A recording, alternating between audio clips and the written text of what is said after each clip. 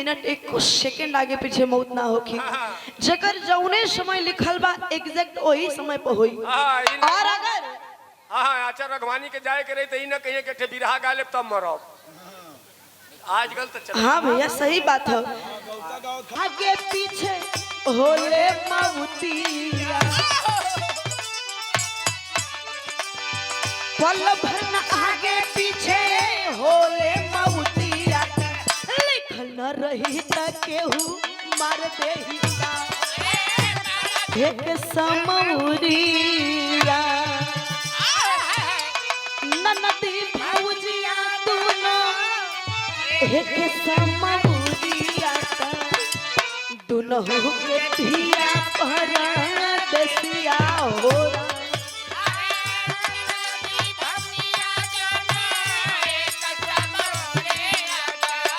दोनों के धिया पर दसिया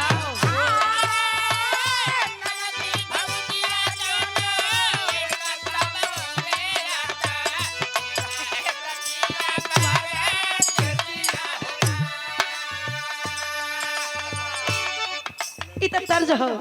लेकिन ब्रह्म बेला चलत है। बेला में बड़ी मार्मिक लाइन है कि लाइन पे गौर करेंगे। अभी लिखते हैं विधि के विधान से जान बापन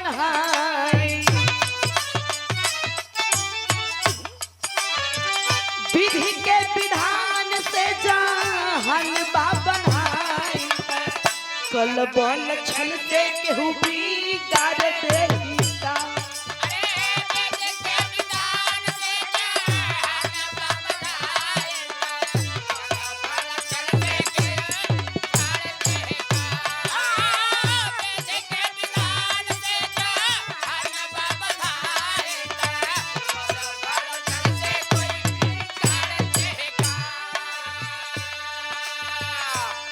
विधि के विधान से जहान बा बनाई।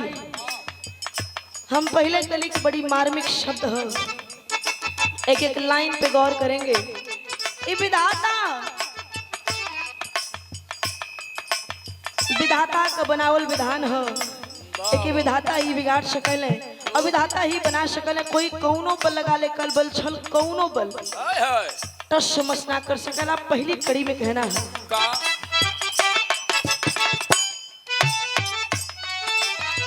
हानि लाभ जीवन मरण शासय पजासा हो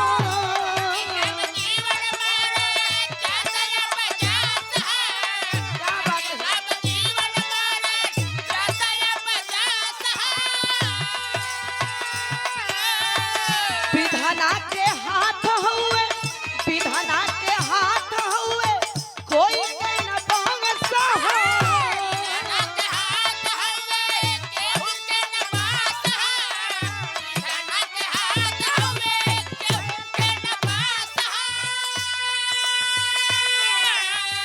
तरल न तारी होना हर दुनिया में तरल न तारी होना हर दुनिया में महाज्ञानी केहू तार देगा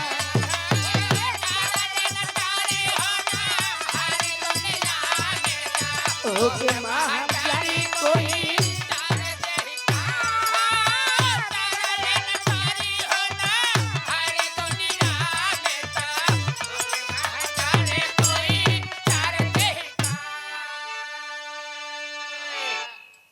धरती पर कौन हानि लाभ जीवन मरण जस अपजस चीज विधाता बनौले हुए। अब विधाता ही के बिगाड़ सकल होनहारी धरती पर जवन होना हो के रही जवन लिखल रही वो हो के रही। होनहारी कोई टार सकता नहीं है। इस धरती पर आज लिखल रहल की आंचल राघवानी और अमरेश यादव जी का बिरहा होई होनहारी रहल तो होत हो कोई टार ना सकेला। इस धरती पर जो होना हो के रही कोई एक बदल ना सकेला। कितनो बड़ा कोई साधु संत हो जाए लेकिन बदल ना सकेला, ये होनहारी है। अगली कड़ी में कहना पड़ा, पुरुषा बलि ना बले,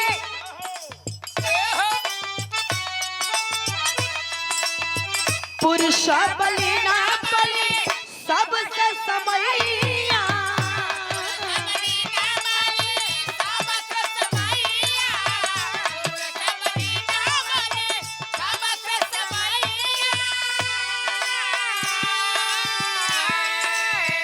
अदना से हार जाले, अदना से हार जाले, कब बल दैया,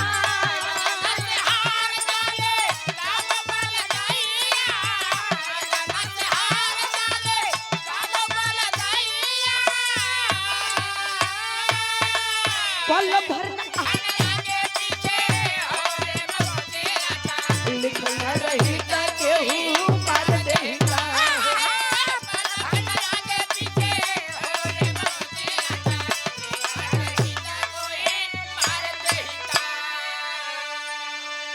इस संसार में, इस धरती पर पुरुष बलि नहीं है,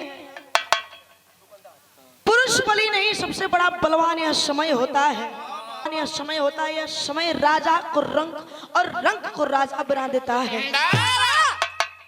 कबो कबो आप लोग देखले होगा, सुनले होगा कि बड़ा कमजोर पहलवान बहुत बड़ा पहलवान के पटक देहलस, बहुत बड़ा बहुत नामी पहलवान पे विजय पागल, तो ई पहलवान को बड़कोई ना हो, सबसे बड़ा जौन बड़कोई है उस समय को हो।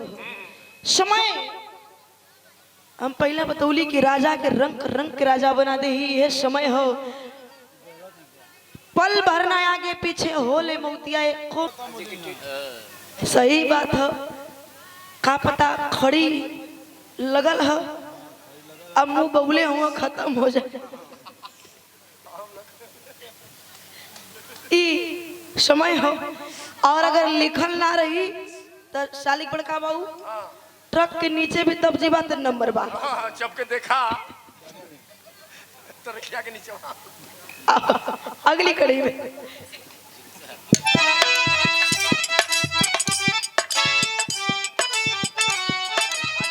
माई के कोखिया, माई के कोख को, माई के कोखिया को हार के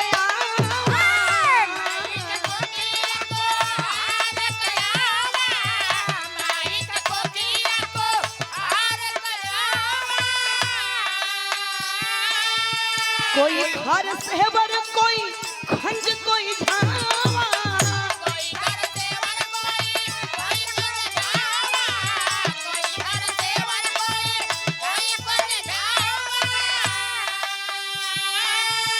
धन के वैज्ञानिक शोध करी कोई केतन, बन के वैज्ञानिक शोध करी कोई केतन होता, के हूँ ढार दे का।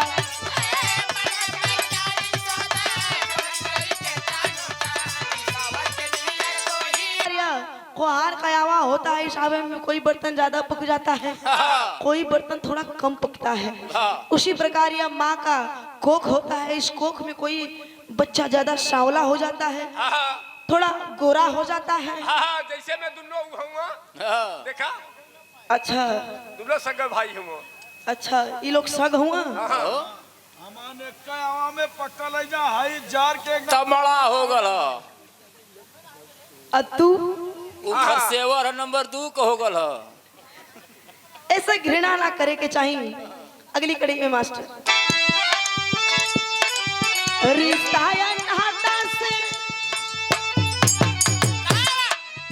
रिश्ता नाता से नहल संसार,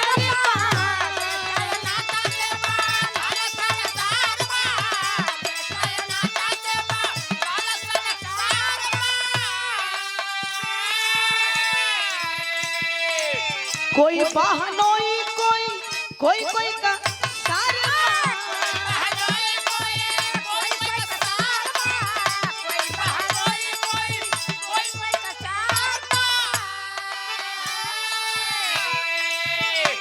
संसार रिश्ता नाता से भरल पड़ल है। इस संसार में कोई कोई का बहनोई हो, तो कोई कोई का सार हो।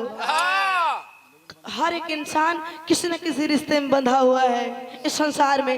लेकिन मार्मिक बात यहाँ हो साली बड़का बाबू कि साली सढ़ुआइन सरह केतनो प्यारी, साली सढ़ुआइन सरहज हर केतनो प्यारी, माई कहनिया न केहू प्यार दे।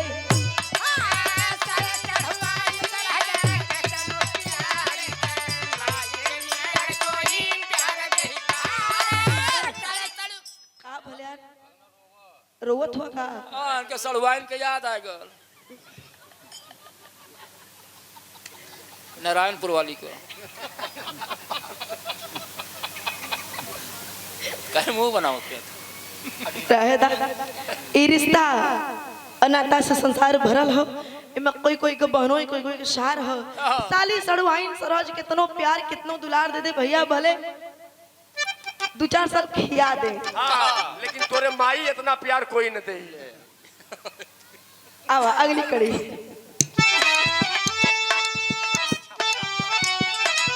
आपन कहावे वाला लोगवा हजार हो,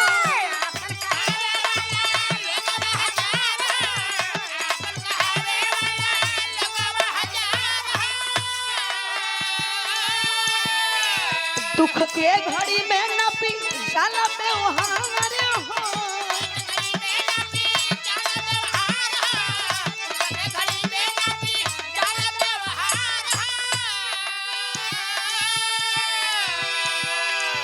बनले का सार बहनोई दुनिया में, बनले का सार बहन अरे इस संसार में स्वर्गीय बुल्लू गुरु गा के गई कि बनले का सार बहनोई दुनिया में जगतिया में कोई नहीं अपना।